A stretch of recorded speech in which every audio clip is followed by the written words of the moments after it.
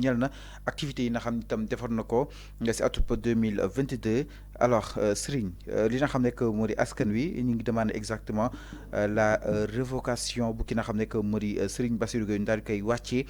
si fonction yi nga xam ni itam si moom la daal di nekk fu mu toll nii donc cette situation a provoqué des interrogations sur la rigueur et la rapidité du processus de publication par l'OFNAC boobu ba tey ànd lan moo tax Serigne Bassirou Gueye lu nu mel amul accès si askan wi waaye itam leneen mooy waa APR wala kon waa Benno ñu waroon déclarer seen ay patrimoine d'après Serigne Bassirou Gueye 60% yi ñoo ko def 40% yi di tax kenn signalé wu leen ba tey ñu gis ni aussi un grand jour mu génn di tontu ki nga xam ne que moo di Ousmane Sonko à travers à travers une conférence de presse avec des captures en place et tant d'autres. En tout cas, donc la déception exprimée par de nombreux Sénégalais mi reflété exactement si efficacité li nga xam ne que moo di OFNAC certains même ñi ngi woolu ki nga xam ne que moo di Serigne Bassirou mu daal di démissionné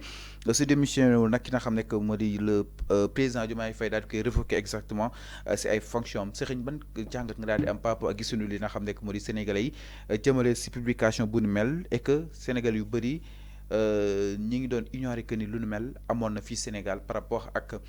ces 92 pages yi nga xam ni itam c'est que des scandales sur scandale ak tey jii mu ñëw attaqué li nga xam ne que mu di ces anciens ministres maanaam ñi faroon ñi ngi attaquante jamono ji mën nañ jàpp ni. xam nga boo xoolee même rapport 2022 bi boo xoolee bu 2021 sax moo gën a rigoureux xam nga ci wàllum dénonciation yooyu. Bi boo xoolee wax naa la ko sànq pour la plupart c'est des mails qui ont été épinglés entre autres et cetera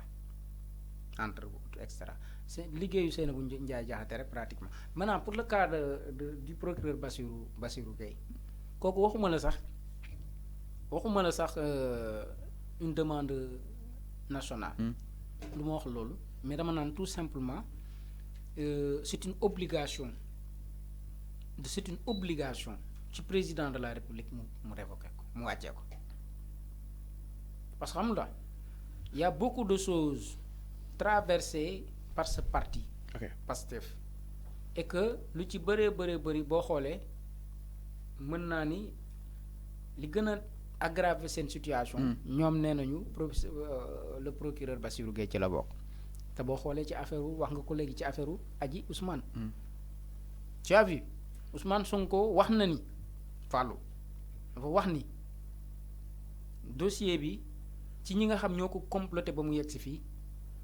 Bassirou Gueye mu nga ca kaw moo nekk ca kaw la wax sax bopp ba xam nga wax na ko yàgg na jël ay mbir di ko ci wax ba ci rapportu gendarmerie bi ba Pape Alé Niang mii la ko gënoon yóbbu kaso ca rapportu gendarmerie ba moom Serigne Bassirou Gueye ca la bokk ay capitaine Touré la leen gën a indil ay problème biir gendarmerie moom ca la bokk tu as vu. mais tey Serigne Bassirou tey attaqué lu mag yi. xaaral ma ñëw lay wax ba pare. capitaine Touré mii la ko gën a indil problème même ca la bokk tu as vu mais maintenant su fekkee ne dafa wëlbatiku tey aujourd'hui di attaquer ñi nga xamante ni démb ñoom la àndaloon pratiquement dérive yu bëree bëri daf la ci doon fekk si maintenant da ngay xam ni aujourd'hui li nga mën a jàngat foofu rek mooy xam na ni boule bi changé na et il veut tout simplement ni ñu ko waxee du ma ne convoyer sax mais booy doxaan jigéen xam nu ñu ko mën a wax nii. waaw am na terme bu ñuy utiliser. charmer ko. waaw charmer am na sax beneen mot bu mu bëggoon utiliser dama ko fàtte. tu as vu di nga bëgg a jouer dans son esprit ba convaincre ko pour wan ko ni yow li nga doon def yëpp c'était dans l'ordre normal des choses c'était dans le cadre de ton travail mais tout le monde sait que le procureur Bassirou Gueye a fait beaucoup de choses qu'il ne fallait pas faire sous le magistère du président Macky Sall beaucoup de choses qu'il ne fallait pas faire il a tenu une conférence de presse où tout le monde véritablement attendait à ce que le procureur Bassirou Gueye wax sénégalais yi wax leen lu nga xamante ni véritablement dina éclaircir seen ay lanternes mais il attaque un leader de l'opposition ba di ko caricaturer jëlee image lu ne une conférence de presse ba nga xamante ni pratiquement convaincre kenn en tout cas c'est une obligation pour terminer si loolu Fallou c'est une obligation de la part du président de la République mu révoquer ko wàccee ko. oui parce que conduire le maintenir dans cette responsabilité là wala ci poste bi mooy li ma waxoon ci le gars là. Ce serait véritablement paradoxal par rapport à la démarche du président Bassirou. Alors, parlons justement de ce projet. D'après la sortie de Madiambal Diagne ak ki nga xam ne mooy justement Yoro Dia ñoom ñuy laaj ana li nga xam ne moo di projet bi est-ce que projet bi dafa exister wala Serigne tey gars yi war a kon sax opposition bi teel nañ laaj li nga xam ne moo di le projet ki nga xam ne moo di Madiambal mu daal jàpp ni projet bi musul am Yoro Dia nekkoon conseil bi président Macky Sall jàpp ni projet bi c'est des pures manipulations ban jàngal nga daal di def par rapport aujourd'hui ak cette demande bi nga xam ni itam ñu bëri ñi ngi laaj est-ce que nous en sommes avec ce fameux projet de Pastef. Man projet bi yor naa ko man de yor naa ko. oui yow yor nga ko yow envoyé naa non projet bi programme la rek maanaam ñoom fii lañ bëgg a jëlee Sénégal yóbbu ko fii man yor naa ko. man maa ngi dégg Yoro Dia mu ne programme lañ yor mais yoruñu projet. waaw mais programme ak projet la. man loolu laa la bëggoon a laaj yow de boo ko xamee Fallou nga dimbali ma ci mais c'est un projet programme. en tout cas man de yor naa ko wax dëgg yàlla. te maa ngi ciy référé wu bu baax a baax di xool tam ndax ñoom li ñu wax ci seen projet boobu dinañ ko fexe jëmal. voilà en tout cas man moom j'ai le projet xaw ma nag je sais pas mais man j'ai le projet. est-ce que jàppoon tamit c'est un peu tôt parce que ñu bëri jàpp nañ aujourd'hui Sonko ak Bassirou ils sont rattrapés par les réalités du pouvoir c'est un peu tôt pour ñu juger parce que état de grâce bi jeex na et tant d'autres peut-être pose neen yenn si ay jalons waaye njëgu dund gi ceeb bi diwlin beeg meew bi loolu lépp est-ce que jàppoon itam y a une sorte de pression bi nga xam ni itam mi ngi abattre si ñoom surtout ak cette opposition bi nga xam ni itam boobu te ñiy xaar. waaw certes li nga wax noonu lu am dafa lu xam nga réalité du pouvoir am na nag. am na effectivement am na parce que réalité du pouvoir moo tax ñoom bi ñu ñëwee depuis boobu ba léegi mënuñu coûte que coûte vaille que vaille jubloogum carrément ci liggéey bi parce que bu ñu ñëwee toujours ci réalité du pouvoir il faut ñu saytu. le président Bassirou Diomaye Faye dina saytu liggéeyu président bi mu fi bàyyi bi mu fekkoon.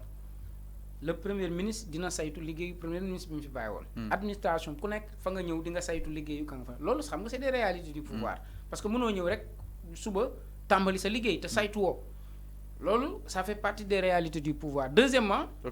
wax naa la ko être dans l'opposition aussi da ngay dénoncer di critiquer di gis loo xam jàpp nga ni nii la war a doxee te doxewul noonu donc d'une part aussi mën nga promettre Sénégalais yi loo xamante ni boo yéegee ci nguur gi doo ko mën a matal loolu tam mën na leen dal parce que lu tax aussi ñu mën a comprendre aussi ñoom situation bi ñu toll xam nga waxoon naa ko nee naa la c'est des jeunes qui veulent véritablement produire des résultats mais il y a toujours un contexte très difficile. C'est quoi ce contexte bu ñu hérité. mais contexte bi Macky Sall démb laa la ko mujjee xom barki démb ma ne le président Macky Sall nous a laissé un Sénégal avec un couteau à la gorge maanaam paaka si pot la bàyyeel gars yi. moo tax ma ni aujourd'hui il faudra du temps pour que ces gens-là mën a retrouver un peu surtout de la richesse soxla nañ comme soxla nañ xaalis. parce que aujourd'hui contexte bii ñu toll nii chaque mois on a besoin de des milliards. 200 et quelques milliards pour financer ñoom li ñu bëgg a jëmal. 200 et quelques milliards du moins pour financer pour payer la dette et pour payer les salaires. 200 c'est pas évident. C'est pas évident. 131 milliards pour la masse salariale. 104 milliards pour la dette. Donc dans un premier temps on a besoin de 200 et quelques milliards pour chaque mois.